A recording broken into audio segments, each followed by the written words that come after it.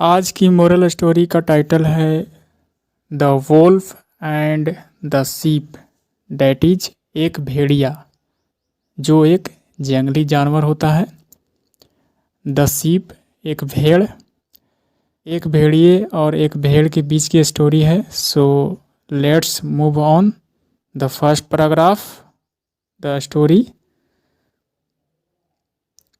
Once upon a time, एक समय की बात है। A hungry wolf, it means एक भेड़िया जो कि भूखा था। हंग्री, भूखा। वाज लुकिंग अराउंड, इधर उधर देख रहा था। Was looking around for something to eat, for something to eat, कुछ खाने के लिए। एक भूखा भेड़िया जो है से इधर उधर क्या कर रहा था, घूम रहा था, या कह सकते हैं खाने की तलाश में इधर उधर घूम रहा था। लुक अराउंड का मतलब इधर उधर देखना। He had not been able to catch a single prey the whole day. कहा जा रहा है कि वह यानी कि भेड़िए ने क्या कर नहीं पाया।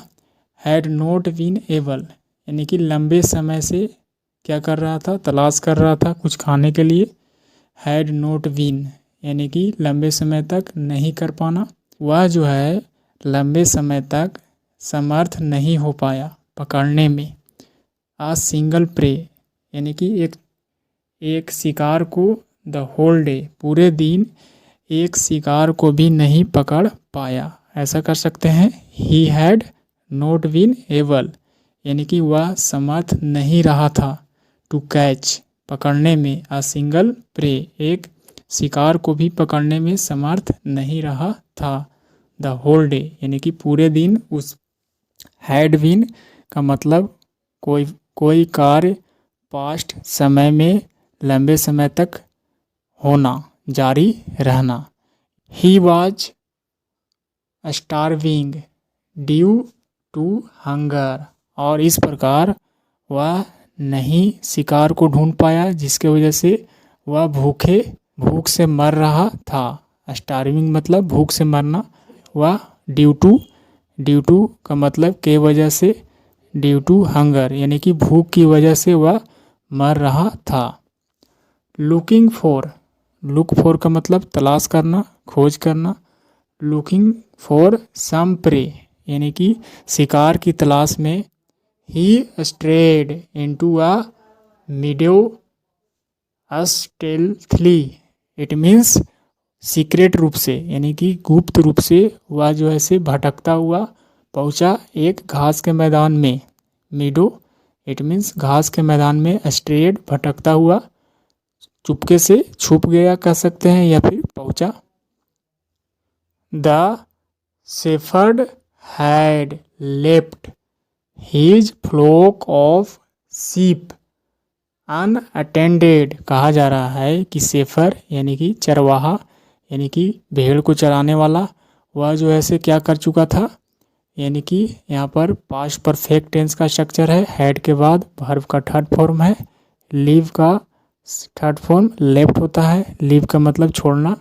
वह जो है से छोड़ चुका था। हिज फ्लोक यानी कि अपने झुंड को, फ्लॉक इट मीन्स भेड़ का झुंड, ऑफ सीप यानी कि भेड़ के झुंडों को छोड़ चुका था। अनअटेंडेड यानी कि अनअप्रोच यानी कि ऐसे जगह पर छोड़ चुका था जहां पहुंचना संभव नहीं था। और he had some urgent business to attend to. कहा जा रहा है फॉर, यहाँ पर बिकॉज का सेंस आ रहा है। फॉर का मतलब के लिए नहीं बल्कि क्योंकि उसे अर्जेंट यानी कि ज़रूरी क्या था, बिजनेस से रिलेटेड अटेंड करना था यानी कि ज़रूरी व्यवसाय में जाना था अटेंड करने के लिए।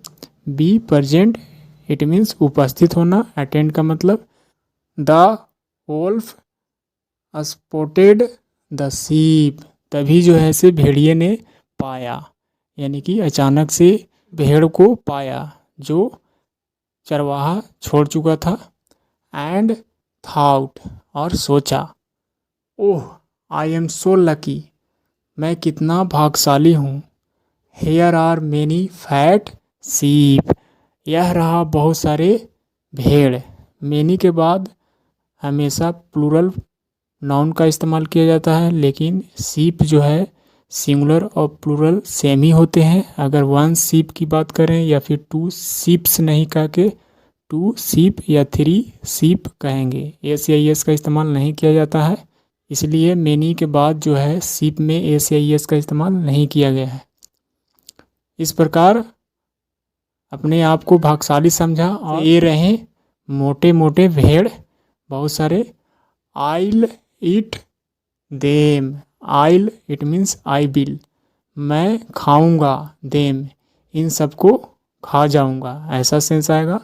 ही thought of a clever plan, उसने सोचा, एक चतुर योजना को सोचा, देखकर यानी कि भेड़ को देखकर एक चतुर योजना सोचा यानी कि निकाला।